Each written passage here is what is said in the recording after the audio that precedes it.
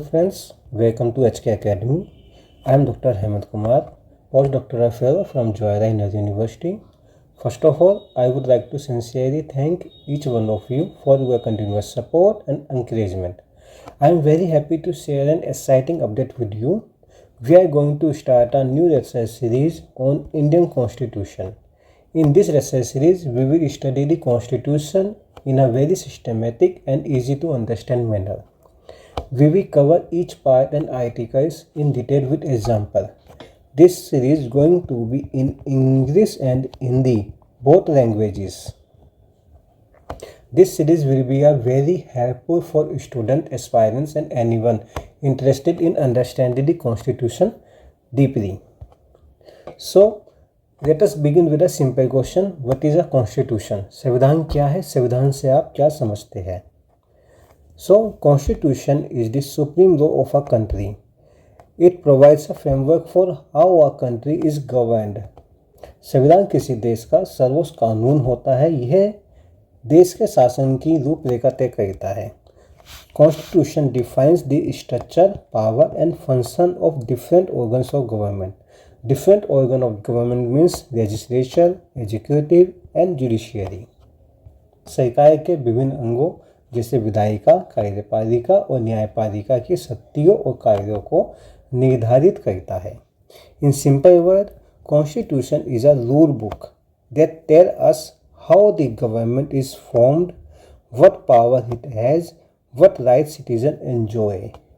संविधान एक नियमों की पुस्तक है जो बताती है कि सरकार कैसे बनेगी, उसके अधिकार क्या होंगे, नागरिकों के अधिकार क्या है. So there are some important definitions of Constitution from A.V. Dicey. A.V. Dicey is a very famous scholar who wrote a book, Introduction to the Study of the Law of the Constitution.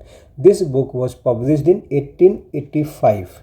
In this book, A.V. Dicey defined Constitution as the set of rules which directly or indirectly affect the distribution or exercise of sovereign power. A.V. Dicey ने अपनी पुस्तक introduction to the study of law of the constitution जो 1885 में प्रकाशित हुई थी, उसमें संविधान को वो परिभाषित करते हुए कहते हैं कि संविधान उन नियमों का समूह है जो प्रत्यक्ष या अप्रत्यक्ष रूप से सर्वसत्ता के वितरण या उसके प्रयोग को प्रभावित करते हैं. K C Wheare in his book modern constitution which is published in 1966 describe the constitution as the whole system of government of a country.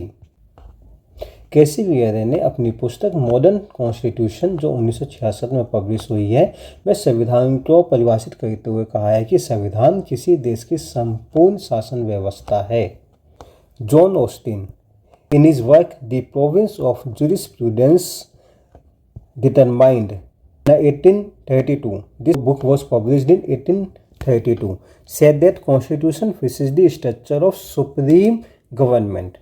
Means John Austin जो है वह अपनी पुस्तक the province of jurisprudence determined जो 1832 में publish हुई थी उसमें कहते हैं कि संविधान सर्वोच्च सरकार की संरचना को निर्धारित करता है.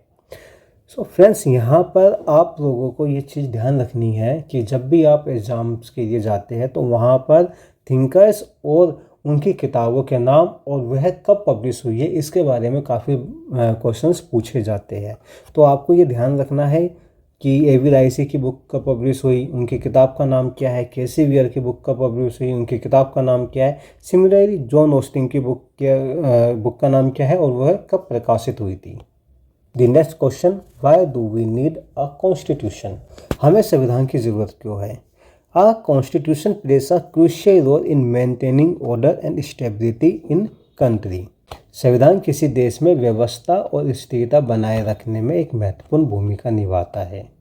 Constitution ensure rule of law, protection of fundamental rights, limitation on government power, accountability and transparency.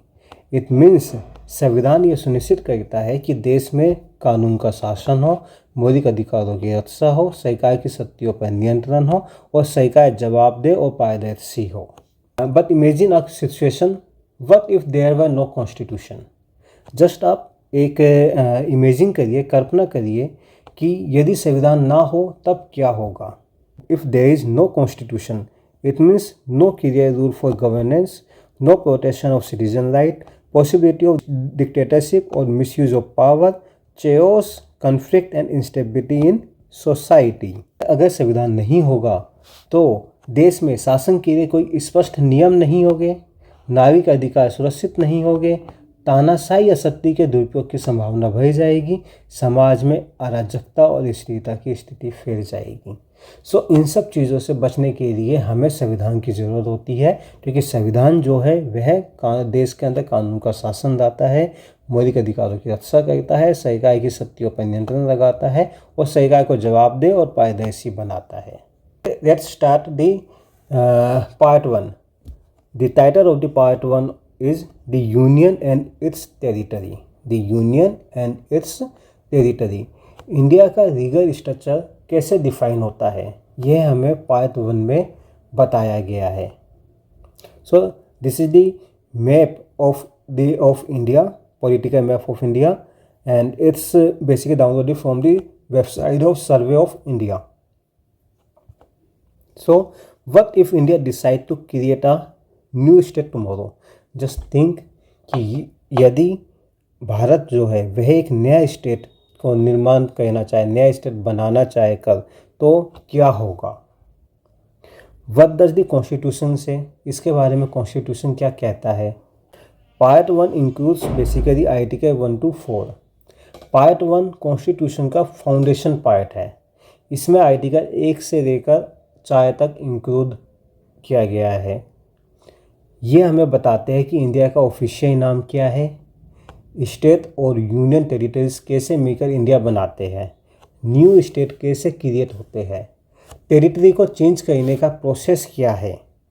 So in simple term, part 1 defines India's physical identity. Start with the article 1। So article 1 basically, article 1 says India that is Bharat shall be a union of states. So यहाँ पर 3 important points याद रखने की ज़रूरत है। वो है, पहला है इंडिया और भारत दोनों ही शब्दों का यूज़ किया गया है आर्टिकल 1 में, इसीलिए दोनों ही शब्द जो है वो भारत इंडिया के ऑफिशियल नेम है। दोनों ही ऑफिशियल नेम है, इंडिया और भारत दोनों ही ऑफिशियल नेम है। इंडिया जो है वो यूनियन ऑफ स्टेट है, यूनियन ऑफ स्टेट है। इट सिंपली मीन्स इंडिया एक फेडरेशन की तरह नहीं बनाया गया है जैसे यूएसएसआर था, ठीक है। इंडिया एक सिंपल एक फेडरेशन नहीं है। यहाँ पर जो यूनिट्स है, जो स्टेट्स है, उन्हें अलग होने का राइट्स नहीं दिया गया है। And third one is territory, जो है यदि हम भारत की टेरिटरी की बात करें तो उसमें स्टेट, यूनियन टेरिटरी और कोई भी टेरिटरी जिसको एक्वायर किया गया है वो मिलकर इंडिया बनाते हैं। यानी अगर इंडिया फ्यूचर में कोई टेरिटरी एक्वायर करता है वो भी इंडिया का हिस्सा बन सकता है लीगली, ये आर्टिकल 1 कहता है। आर्टिकल 2 and 3, अब बात करते हैं आर्टिकल 2 और 3 की। ये दोनों स्टेट क्रिएशन से रिलेटेड है। स्टेट क्रिएशन से रिलेटेड है मीन्स स्टेट के निर्माण से संबंधित है। So article 2 basically, parliament can admit और establish new states. Parliament can admit और establish new state, for example Sikkim which is established on 1975। मतलब पार्लियामेंट जो है, हमारे देश की जो संसद है, वो किसी भी नए राज्य को निर्माण कर सकती है। जैसा सिक्किम को बनाया गया था, सिक्किम को भारत में शामिल किया गया एक नया राज्य के रूप में 1975 में। Article 3 basically, parliament can create a new state, change the name of the state, change the boundary of the state, merge और स्प्लिट द स्टेट। मीन्स जो हमारे देश की संसद है वो कोई भी न्यू स्टेट को क्रिएट कर सकती है, स्टेट का नाम बदल सकती है, स्टेट का एरिया साइज डिक्रीज या इंक्रीज कर सकती है, उसकी बाउंड्री को चेंज कर सकती है। मीन्स इसके अलावा पार्लियामेंट जो है, संसद जो है, वो किसी भी स्टेट को मर्ज कर सकती है और किसी भी स्टेट को 2 भागों में या 3 भागों में डिवाइड कर सकती है। यहाँ पर एक चीज़ इम्पोर्टेंट है, वो ये है कि स्टेट लेजिस्लेचर का ओपिनियन लिया जाता है। जब भी यदि आपको किसी भी स्टेट को मर्ज करना है या फिर किसी स्टेट को स्प्लिट करना है, तो वहाँ की जो राज्य की विधायिका है उसका ओपिनियन लिया जाता है, लेकिन वो ओपिनियन बाइंडिंग नहीं होता। फाइनल डिसीजन जो होता है वो संसद का होता है। So how new states are created. तो न्यू स्टेट्स बनाने का प्रोसेस क्या है। सबसे पहले यदि न्यू स्टेट बनाना होता है तो सेंट्रल गवर्नमेंट जो है, जो बेसिकली केंद्र सरकार है, वो एक प्रपोजल लेकर आती है। Proposal by central government, president refer the bill to the concern state legislature. उसके बाद जो वो प्रपोजल है या फिर जो वो बिल है उसको राज्य की विधायिका के पास लेके जाया जाता है, पहुंचाया जाता है प्रेसिडेंट के द्वारा। State gives opinion with in time. तो उसके बाद जो स्टेट है वो एक विद इन टाइम फ्रेम में अपना ओपिनियन देता है कि भाई ये जो पर्टिकुलर स्टेट है इसको स्प्लिट किया जाए या फिर दूसरे स्टेट में मर्ज किया जाए, उसको देके ओपिनियन दिया जाता है। इसके बाद पार्लियामेंट में डिबेट होती है और फिर उसको दोनों ही सदनों से, लोकसभा और राज्यसभा से, अपर हाउस और लोअर हाउस से पास किया जाता है। देन प्रेसिडेंट उसके ऊपर साइन करते हैं और फिर फाइनली न्यू स्टेट जो है वो ऑफिशियली रूप से फॉर्म हो जाता है। यानी स्टेट का ओपिनियन लेना ज़रूरी है, पर एक्सेप्ट करना कंपल्सरी नहीं है। आओ कुछ रियल एग्जांपल्स देखते हैं बेसिकली, जिससे प्रोसेस समझ में आए। बेसिकली 2000 में झारखंड, छत्तीसगढ़ और उत्तराखंड को बनाया गया। 2014 में तेलंगाना को आंध्र प्रदेश से अलग करके बनाया गया। 2019 में जम्मू कश्मीर को और लद्दाख को सेपरेट यूटी बनाया गया। ये सारे डिसीजन, ये जितने भी डिसीजन हैं, ये सभी डिसीजन आर्टिकल 3 के बेसिस पर ही लिए गए हैं। आप लोगों को बताना है कमेंट सेक्शन में कि 2000 में जो राज्य बने थे झारखंड, छत्तीसगढ़ और उत्तराखंड, उनको किन राज्यों से अलग करके बनाया गया था। आर्टिकल 4 एक छोटा पर बहुत ही ज़्यादा इम्पोर्टेंट आर्टिकल है। Okay, this article ensure the laws passed under article 2 and article 3 are not treated as constitution amendment under article 368। आप सभी को पता है यदि भारतीय संविधान में संशोधन करना है तो उसके लिए उसकी एक प्रक्रिया है, जिस प्रक्रिया का वर्णन भारतीय संविधान के अनुच्छेद 368 में किया गया है। लेकिन ये जो आर्टिकल 4 है ये बताता है कि न्यू स्टेट बनाने के लिए कॉन्स्टिट्यूशनल अमेंडमेंट आर्टिकल 368 की ज़रूरत नहीं है। मतलब जब न्यू स्टेट क्रिएट होता है, इंडिया को कॉन्स्टिट्यूशन अमेंड नहीं करना पड़ता, सिर्फ एक सिंपल लॉ के